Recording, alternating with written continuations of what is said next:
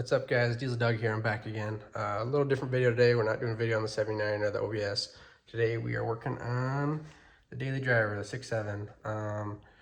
I need a new track bar bushing, so we're going to go ahead and get that uninstalled and replace that bushing and throw it back in. So tools you're going to need for this job, you're going to need a 21mm socket to take your wheels off, a 24mm socket to take the nut off the track bar ball joint nut to get the track bar off. You need a 30mm socket and a 30mm wrench to do the bolt that goes to the frame on the top. A 1/2-inch ratchet, a long 1/2-inch breaker bar because that track bar bolt is on there tight. The torque spec's 406 foot-pounds, I believe, so it's on there pretty good. Impact or pneumatic impact, whatever you got, and a torque wrench. And almost forgot, you're also going to need some sort of pry bar to pry the track bar out from the bracket. And you also need a press or access to a press. This is cheap Harbor Freight one.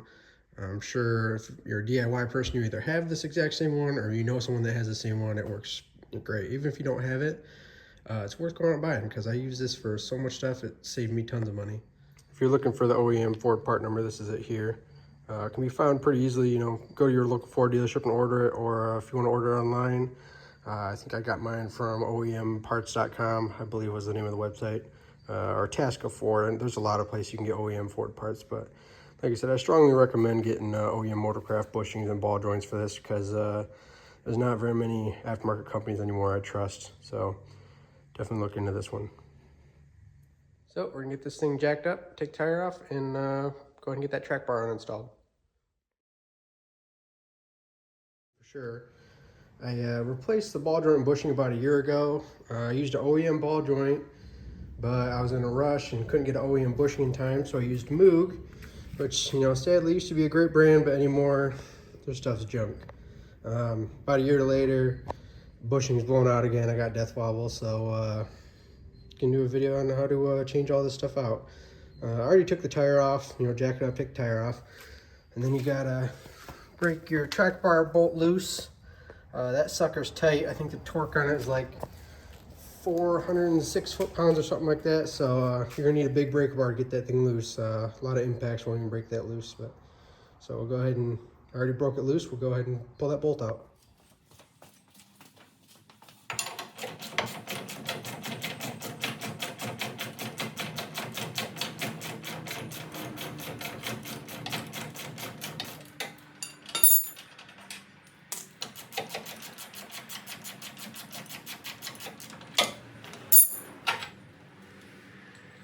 Get yourself a pry bar and go ahead and pry your track bar out of there.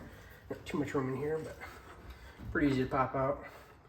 I do recommend when you jack your truck up, try to keep it pretty level. So if you have this side jacked way up and you pop that bolt out, the truck's going to want to shift that way because all you have is your coil centering your truck now, so that track bar is what holds your truck side to side. So when you pop that bolt out, if you got this side jacked up, your truck's going to want to lean that way. So try to keep it level when you jack it up. Just like that. Okay, so now we're under the truck on the passenger side.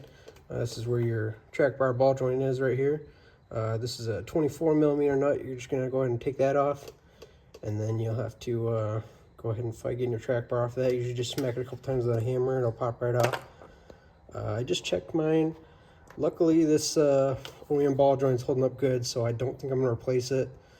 I do have a, I did buy another one just in case, but it feels tight. There's no up and down play, no slop in the actual wall itself. So this will just end up being a track bar bushing replacement video.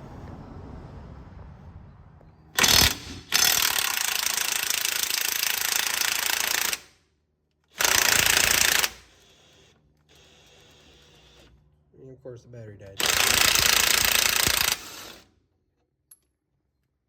Just like that, and that's off. Alright, so I didn't get a video of me taking this thing off. Lucky mine actually came off really easy. I barely had to tap on it. Yeah, we're going to be placing this bushing over here. It actually don't look too bad, but I mean, I got a video when I was in the truck, and that bushing, I don't know if it's just too soft compared to an OEM one or what the deal is, but there's a lot of slop on that bushing. So go ahead and replace it with an OEM one, just make me feel more comfortable. Hopefully that takes care of my problem. Okay, so if you're watching this video, I assume you're a DIYer. I assume, you know, a lot of you probably have this exact press, cheap Harbor Freight press, or you probably know someone that has one. So yeah, your next move is you're gonna have to press that bushing out. Just go ahead and get yourself a old socket and press the bushing out. I originally started with a bigger socket to grab the OD of that bushing so I could get it to start moving, and now I got a smaller socket on there so I can push it all the way through. But yeah, it comes out pretty easy.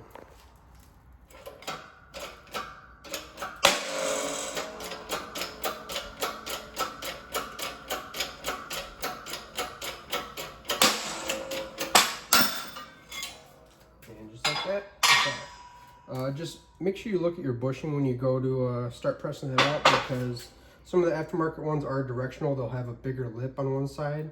Just like the one I took out, it had a bigger lip on this side, so you could only push it one way. So just something to look for when you go to press that bushing out. Now you're going to want to take your new bushing and go ahead and get yourself set to press this in. If you do get an OEM bushing, make sure you be careful on how much you press it in, because it doesn't have a stop like the aftermarket one. So you just want to try to center that in the track bar. I strongly recommend going OEM. There's not very many aftermarket companies I trust out there anymore. Like I said, sadly, Moog, once I went to the Chinese-made products, they're just not what they used to be. So I try to do all OEM Motorcraft stuff on this truck.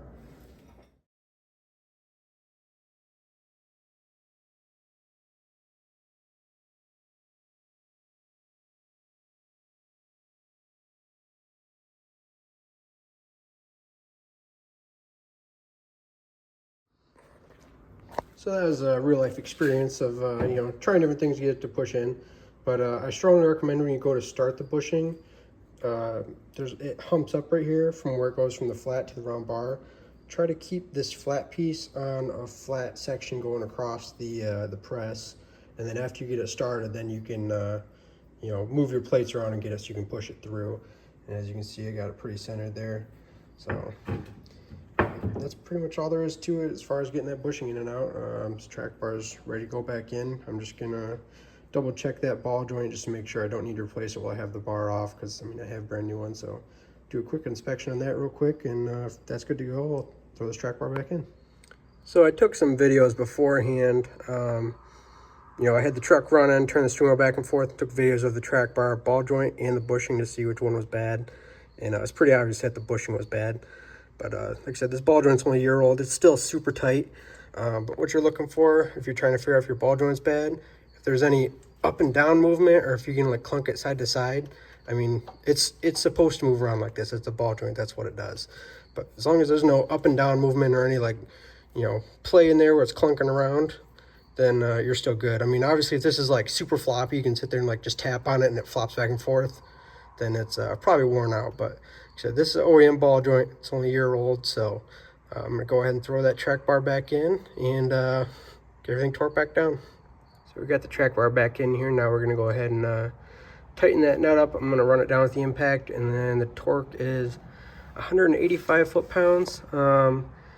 Sometimes it's hard to torque those because sometimes those ball joints like to spin in there, but it does have the Allen on here, so you can grab onto it with the wrench, torque that thing down. One thing to note, when you go to put this track bar in, if you do have a dual steering stabilizer, make sure you put it above that bracket. I know it seems like it's common sense, but just a quick note to try to save someone a headache.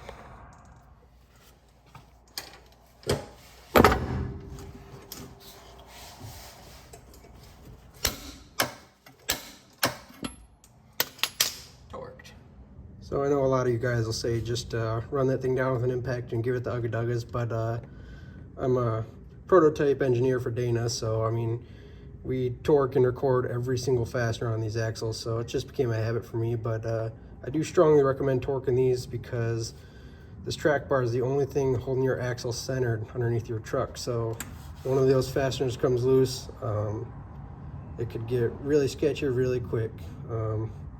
There's nothing else holding that truck side to side holding that axle on the truck side to side. So strongly recommend torquing these down if you have torque wrenches available to you. So like I was saying, when you take that bolt out, there's nothing that holds this truck side to side. So prime example here, when you go to put this track bar back in, I had my driver's side higher, so the truck shifted to the passenger side. So You can either, you know, play with the jacks and try to get leveled, or what I do a lot of times is I'll take a 3-inch ratchet strap and hook it to the frame and to the axle and crank it tight till that bolt hole lines up. So we'll get that set up now. Okay, so I did end up doing it the cheater way. I ended up jacking up that side of the truck to get the track bar to come towards me. All my big straps were out my trailer and I didn't feel like going and getting them, so laziness, but it works. Jacked it up, track bar slid this way, so line up the hole, got the bolt in, ready to torque that thing down. All right, so we're gonna go ahead and tighten that bolt up now. I did look up the torque on it. It is 406 foot-pounds on this one. I know a lot of you don't have torque wrenches that go that high. As a matter of fact, I don't even have torque wrenches that go that high. So my buddy, he's a diesel mechanic, he's gonna bring one over for me. So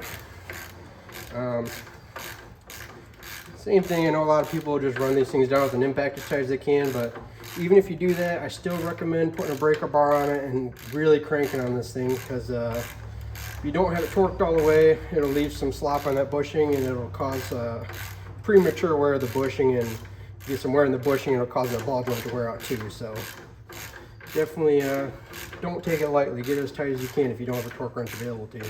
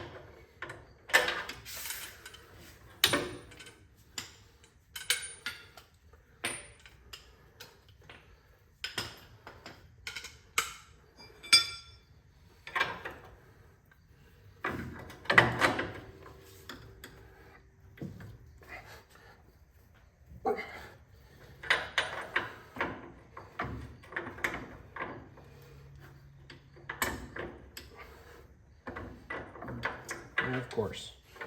All right, so tighten as much as I can from the bolt side, I guess.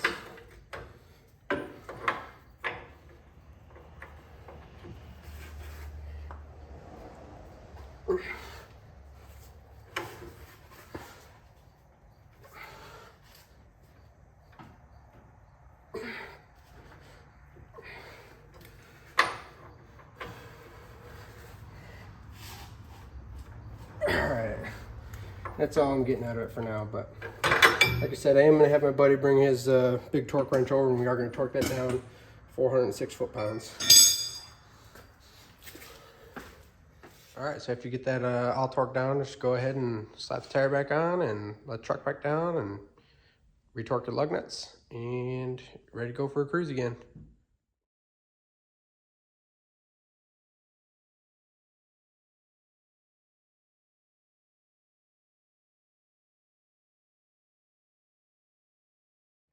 And that is how you change a track bar bushing on a, I believe it worked from a 2005 all the way up to current Super Duty, but for sure 2011 to 16 body style. And like I said, I wish I would have been able to do a video on the ball joint too, but I just replaced it a year ago. There's no point in me replacing it if I don't have to. So it's pretty straightforward, pretty much the same process, except you get a ball joint press the ball joint out of the axle, press the new one back in, and then same procedure going back together. So thanks for watching. Like, comment, subscribe. If you want to see anything else going on in the shop, tool reviews, whatever you want, just comment down below.